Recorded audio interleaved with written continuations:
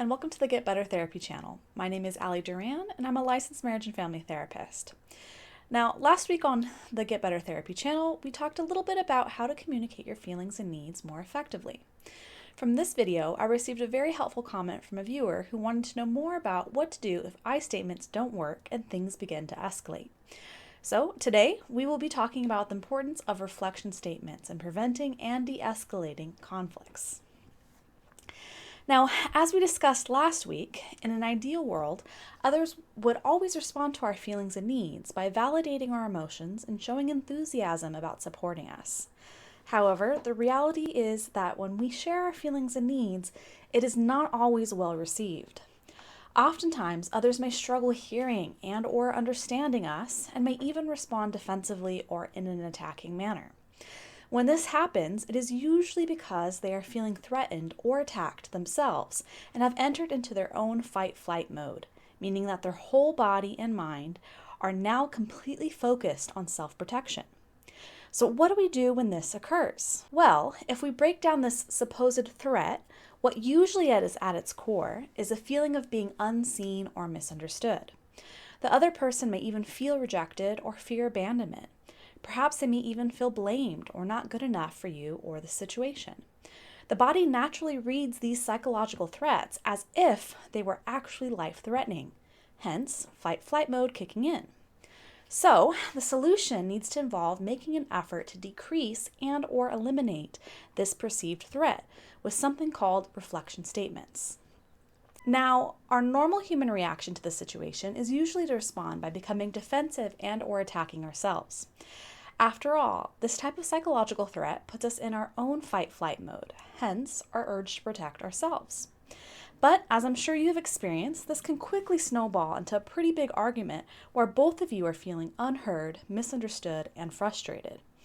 So, instead of responding with a defensive or attacking comment of your own, pause, take a deep breath, and show them that you understand and validate their perspective and feelings, even if they are different from your own. If the other person feels seen, understood, and accepted as they are, they will no longer feel psychologically threatened. Their nervous system will be able to calm down, and they will be able to hear you more clearly while being more receptive to your needs. So let's get into the nitty-gritty of how reflection statements work. There is a very simple formula for this with 3 separate parts. For step 1, you just need to fill in the blanks and say something like, I hear that you are feeling blank because of blank and are needing or wanting blank. Now, the specific words you use aren't really what matters in this statement. You can switch them up to match your own communication style. For example, you could just as easily say, I see that you're feeling sad, or I can understand why you're feeling so angry. The important part is that you are showing that you understand, 1, how they are feeling, 2, why they are feeling that way, and 3, what are they needing, if relevant. For step 2, you are then going to follow this up by asking for clarification or correction if needed. After all, we are human beings. Sometimes we are going to misunderstand or miss an important detail. It's also possible for the other person to have forgotten to share a crucial detail. The point is that we are all human and we can't always get it 100% right. So instead of assuming you are correct and paving the way for a giant misunderstanding, ask for clarification in advance. You can do this by saying, is that right? Am I missing anything important? This will show the other person that you truly want to understand their feelings and perspectives, while also politely inviting them to fill in any missing gaps. This alone could save you from plenty of arguments and misunderstandings. Keep in mind, though, that if the other person does have a clarification to give, you will need to repeat your reflection statement with the accurate information to ensure that you now understand the full picture. Then you can move on to step 3, which involves thanking the other person for sharing. Sharing our feelings is vulnerable and scary thing to do. It's important to honor this bravery if we want the other person to be able to continue to share their feelings and perspectives in the future. This will ultimately reinforce that their feelings and perspective matter, even if they are different from our own, and their body will no longer need to switch to fight-flight mode due to a perceived psychological threat. Now, many people struggle with using reflection statements, arguing, Well, why should I be patient and listen when they aren't willing to do the same for me? Now, this may be true, but where is it going to get you in the long run? If neither of you are willing to truly listen and understand one another, you are never going to be able to resolve the situation at hand. But if you are willing to muster your courage and use a reflection statement, you will not only bring the other person's defenses down, but you will also be modeling how you want to be treated yourself, making it easier for the other person to do the same for you. So reflection statements are not just beneficial for others, they are also directly benefiting you.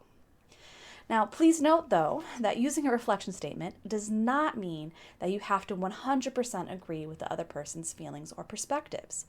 It is absolutely okay to disagree. What you're actually doing is showing them that you hear them while also validating that they have the right to their own feelings and perspectives on the matter. Using reflection statements also doesn't mean that you have to bite your tongue and keep your own feelings or perspectives hidden. If you disagree, all you have to do is first use a reflection statement, making the other person feel heard and understood. And then, and only then, share your different feelings and perspectives using a calm and respectful I statement of your own. Ideally, the other person will then follow up by reflecting your feelings and perspectives back using a reflection statement, followed by their own I statement if needed, and so on, until both of you feel fully understood and have come to a satisfying conclusion. Remember, if you skip the reflection statement and go straight to your I statement, no one is ever going to want to hear what you have to say. If you want to feel heard, you have to also be willing to hear the other person out, even if you disagree. That being said, like I statements, reflection statements are a lot easier said than done, especially since we are usually in our own fight-flight mode when we are needing to use them.